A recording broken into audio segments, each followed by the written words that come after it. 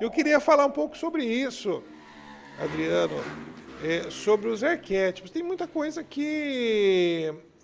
coisas na terapia que a gente não pode falar, olha, isso é isso, depende muito, como você disse agora, né? Do histórico social, ontologia do paciente. Então, às vezes, uma coisa significa outra e assim por diante. Mas tem outras que é meio que padronizados, né? Alguns arquétipos, né? Fala um pouquinho sobre esses arquétipos e os arquétipos que são que a gente sabe, né? Que mais ou menos isso quer dizer aquilo. Fala um pouco mais sobre isso. Ok, falo sim.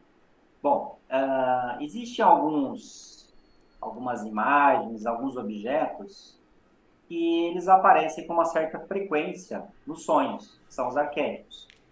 E Freud, através de décadas de pesquisa, ele condensou em duas obras, que é a Interpretação de Sonhos, alguns arquétipos, algumas figuras que se conectam de modo genérico, né, com algumas questões que fazem parte do ser humano. E, e como que Freud conseguiu chegar nesses arquétipos? Bom, ele analisou muitos sonhos de si próprio, ele analisou muitos sonhos dos seus pacientes. E através de um trabalho de muita pesquisa, ele foi chegando em alguns objetos, em algumas imagens que se conectam com algumas questões. Então, vamos exemplificar, né? O sonho, ele vai... Vamos falar um pouquinho da estrutura dos sonhos, para a gente conectar com os arquétipos. O sonho, ele tem dois níveis. Ele vai ter ali o sonho manifesto, que é aquele fragmento de sonho que você lembra quando você acorda. Quando você lembra, né? Aquele é o sonho manifesto. Ele é a metáfora do inconsciente. Na verdade, ele se conecta com o conteúdo latente. E esse sonho que a gente tem, ele vai aparecer algumas figuras que podem denotar algumas coisas. Então, no sonho manifesto, ele vai vir ali disfarçado de um conteúdo real. O que conteúdo real que é esse? Que conteúdo latente que é esse? É o que está no nosso inconsciente, que são os nossos medos e os nossos desejos, principalmente, os traumas, fica tudo guardadinho lá. E a nossa mente consciente não consegue lidar de uma forma direta com esses conteúdos, por isso que eles estão lá guardadinhos, reprimidos, exatamente porque geralmente são conteúdos muito angustiantes, são conteúdos agradáveis, são desejos, às vezes, antissociais, são pulsões de morte. Então, tudo isso aí fica lá guardadinho, né, trancado. Mas no sonho isso aparece. E ele vai aparecer disfarçado, vai aparecer condensado, deslocado, que são mecanismos do sonho. Mas, Adriano, o que você quer dizer com isso? Quer dizer o seguinte, por exemplo, a pessoa ela sonha que ela está montada em cima de um elefante sobrevoando o Monte Everest. O que quer dizer isso? Bom, vai ter que se fazer sessões com o paciente para entender o que significa para ele o elefante, o que significa o Monte Everest, o voar, e como que a gente entende isso? Perguntando para a pessoa como que ela se sentiu durante o sonho, percebendo como que ela relata esse sonho, como ela se sente ao relatar esse sonho. Você vai trazendo um entendimento ali e a pessoa vai se entendendo. E a pessoa mesma ela vai interpretando. E você conecta isso com as experiências que ela teve naquele dia ou nos dias anteriores.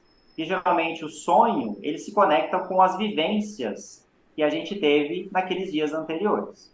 Bom, os arquétipos. Nos sonhos eu posso ter, por exemplo, alguns objetos que vão revelar a questão da sexualidade. Por exemplo, objetos que revelam o membro masculino. Geralmente são objetos pontiagudos, objetos que crescem. Então, por exemplo, batom, né? Elevador, coisas que sobem, coisas que saem fumaça, vulcão. Esse exemplo que você deu, inclusive, eu estava esperando só o gancho. Do elefante montado em cima de um elefante passando em cima do Monte Everest são dois arquétipos gigantescos aí. Né? Continua, continua. Exatamente. Às vezes ali, conversando com o paciente, a paciente, ela vai perceber que aquele elefante ali, aquela figura que está carregando ela, pode ser o pai dela, pode ser o irmão mais velho, né? E então isso vai trazer porque está disfarçado, vai ter que entender para aquela pessoa o que significa aquilo. Um outro arquétipo, por exemplo, pessoas geralmente que têm o viés religioso muito forte. Pode ser que algumas pessoas elas sonhem com cobras com muita frequência. É cobra dentro de cesto, cobra sendo, perseguindo, é cobra que dá o bote. Então, o que é a cobra? A cobra é um arquétipo também do membro masculino, do pênis, né? Na psicanálise chama do falo, né? E a pessoa com viés religioso, antes da psicanálise, ela geralmente não tem o entendimento que aquilo pode ser uma simbologia sexual. Ela vai fazer ali uma interpretação baseada no universo que ela tem, unicamente até aquele momento, que é o universo religioso. E pode ser que ela faça uma interpretação que aquilo ali tem uma conexão com a perseguição do mal, né? Aquilo ali é uma perseguição do diabo, do As pessoas demônio. fazem esse link, né? Fala, eu Isso, sonhei com uma cobra me perseguindo. Olha, inveja, as pessoas estão com inveja. Eu sonhei ali com um caixão. Olha, é o espírito da morte. Como é que é isso daí, né?